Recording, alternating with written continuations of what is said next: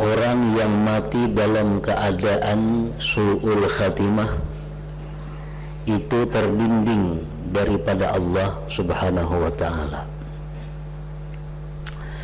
Dan orang yang terdinding dari Allah itu akan diazab di dalam kuburnya. Nah, dari keterangan itu dipaham bahwa neraka itu disegerakan, dipercepat kepada orang itu karena dalam kubur sudah menerima azab. Dari keterangan beliau bahwa neraka itu dipercepat kepadanya. Lalu bagaimana di akhirat nanti neraka itu bagi orang tersebut, dan untuk apa ditangguhkan sampai menunggu hari kiamat? Nah, Imam Ghazali menjawab, maka ketahuilah bahwasanya setiap orang yang mengingkari azab kubur, maka orang itu adalah ahli bid'ah. Kalau kita kada percaya dengan azab kubur, maka kita adalah penganut paham bid'ah yang terhalang dari cahaya Allah dan cahaya Al-Quran, dan terhalang pula dari cahaya iman. Karena banyak hadis yang menerangkan tentang adanya azab kubur itu. Rasulullah sallallahu alaihi wasallam mengajarkan kepada kita agar kita selalu berdoa di dalam sembahyang di tasyahud akhir dengan doa, Allahumma inni a'udzubika min azabil qabri wa min azabin nari wa min fitnatil mahya wal mamat wa min fitnatil masihid dajjal.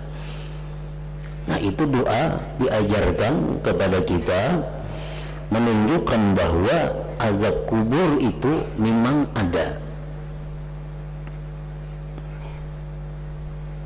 Bila kita kada percaya dengan adanya azab kubur, maka kita terhalang daripada cahaya Al-Quran, terhalang daripada cahaya Allah, terhalang daripada cahaya iman.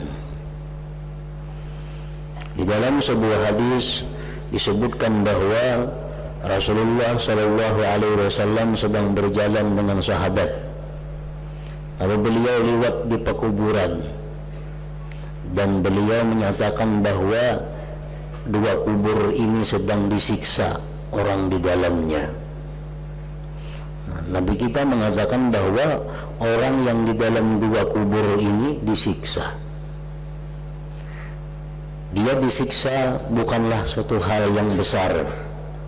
Yang satu karena tidak hati-hati di dalam qada hajat sehingga najisnya kemana-mana. Sedangkan yang kedua disiksa di dalam kubur karena dia suka anjur atar. Nah, itu hadis menunjukkan bahwa azab kubur memang ada bagi orang-orang yang tertentu tadi.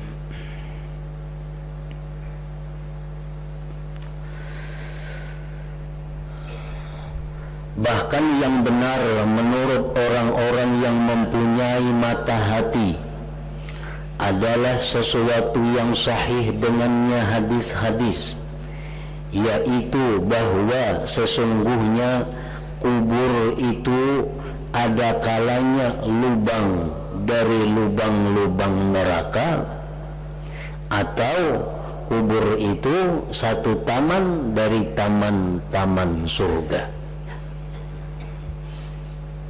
Kubur yang kita lihat itu, di dalam kubur itu bisa jurang neraka, bisa kubur yang kita lihat itu di dalamnya adalah taman surga. Biasa orang membaca doa haul, doa tahlil, doa menyeratus. Nah, termasuk didoakan Allahumma ja'al qabrahu raudatan min riyadil jannah wa la taj'al qabrahu hufratan min hufarin niran. Ya Allah, jadikanlah kuburnya, kubur nang diaruhi ini siapa? Bulan bin Bulan. Jadikanlah kuburnya itu satu taman dari taman-taman surga, dan jangan engkau jadikan ya Allah kuburnya itu satu lubang daripada lubang-lubang neraka.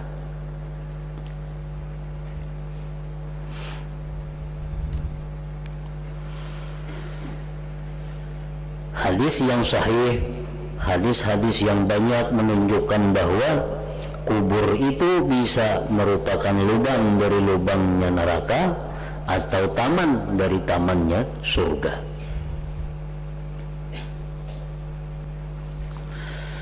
Dan kadang-kadang dibukakan kepada kubur orang yang disiksa 70 pintu dari neraka jahim.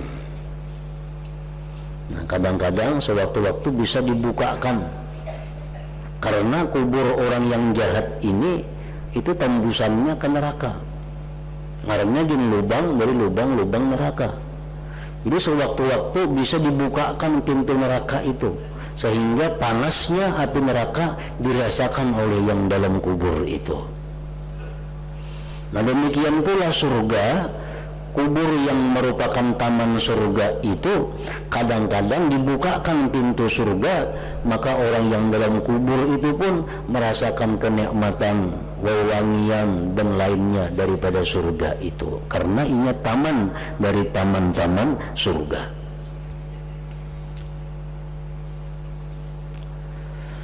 Sebagaimana diterangkan oleh beberapa hadis, maka seseorang itu tidak berpisah dengan ruhnya, melainkan telah diturunkan kepadanya cobaan jika ia orang celaka dengan su'ul khatimah.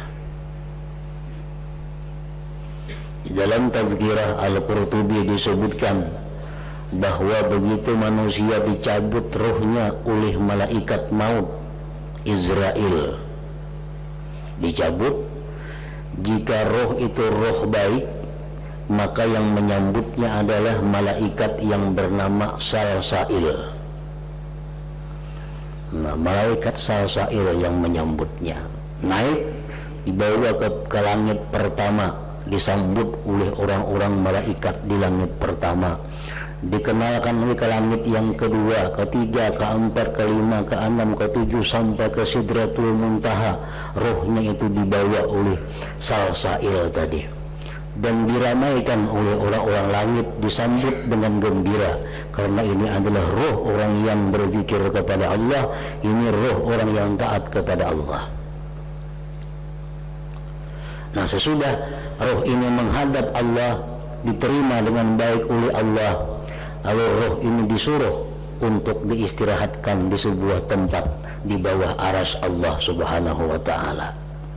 Nah, itu untuk orang-orang yang matinya dalam keadaan husnul khatimah. Apabila orang tersebut matinya dalam keadaan jahat, dalam keadaan su'ul khatimah, setelah dicabut oleh Israel, diserahkan kepada malaikat yang bernama Dakyail. Dakyail ini khusus malaikat yang menyambut roh jahat, roh orang-orang yang suka maksiat kepada Allah, roh orang yang mati dalam keadaan su'ul khatimah. Dibawa naik oleh Dakyail, roh jahat ini, roh yang fasik ini.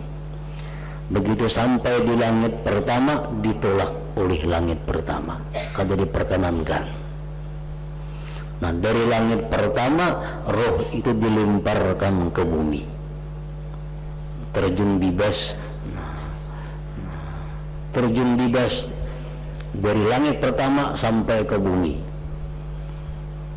Sampai di bumi disambut oleh malaikat yang bernama Zabaniyah, dihempaskan oleh malaikat Zabaniyah sehingga roh itu sampai di bawah bumi, ada tempat yang namanya sijin, itu kumpulan roh-roh orang yang jahat, kumpulan roh-roh orang yang maksiat kepada Allah Subhanahu wa ta'ala. Nah, sejak itu roh berada di dalam sijin, sedangkan jasadnya berada di kubur, itu roh dengan jasadnya selalu berhubungan. Selalu berhubungan. Walaupun dia tidak menyatu saat itu dengan tubuh, tetapi masih ada hubungan. Satu sama lain masih merasakan, andai kata itu nikmat atau itu azab Allah.